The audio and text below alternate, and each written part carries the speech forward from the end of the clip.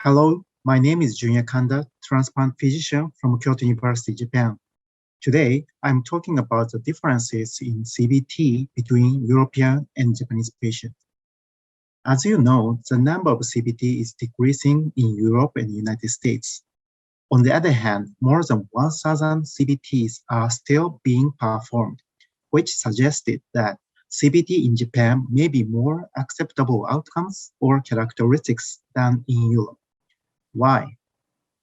Before answering that question, we should understand the differences in clinical practice and patient transplant characteristics between Europe and Japan. We performed the collaborative study between Eurocord EBMT and Japanese registry JSHCT, JDCHCT. In that study, we included adult patients with acute leukemia who received single CBT at Europe and Japan.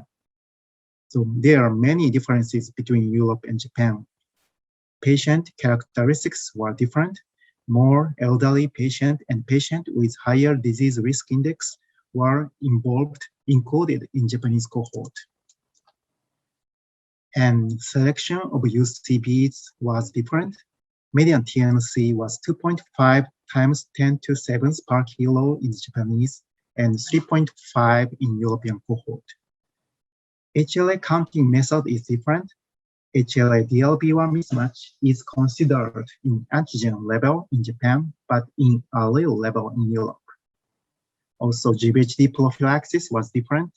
ATZ is used only 2% of the Japanese, but in 70% of the European. And MMF or steroids was more frequently used in the European, whereas the methotrexate as well as MMF was more frequently used in the Japanese.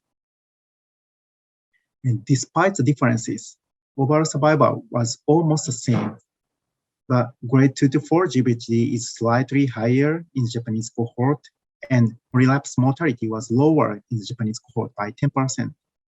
Other outcomes was almost the same regardless of registries. Despite considerable differences, we observed similar prognostic factors in single CBT in both registries.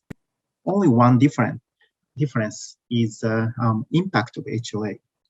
Increase in HLA mismatch was significantly associated with lower risk of relapse and higher risk of non-relapse mortality in the Japanese population, but not in the European. So this finding gave me an idea that the impact of GvHD could differ between Japanese and European populations.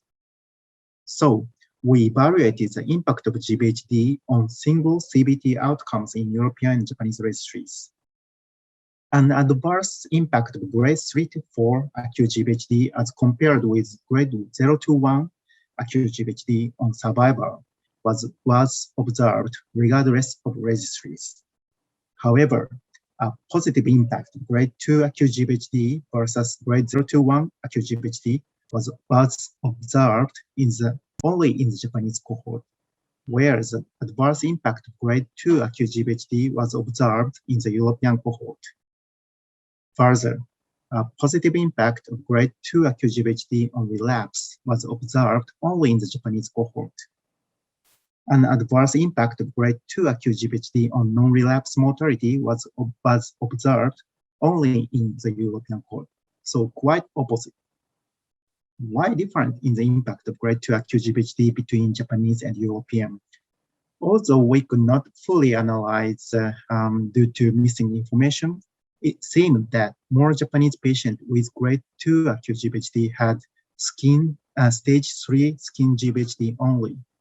So the difference in GvHD presentation partly explains these findings. Regarding chronic GvHD, we observed the same tendency. The positive impact of limited chronic GvHD was observed only in the Japanese cohort, but not in the European cohort. So as I talk today, mild, acute, and chronic GvHD is apparently beneficial in Japanese cohort in any outcomes. This effect was not observed in related or unrelated BM-PBSCT, even in Japan.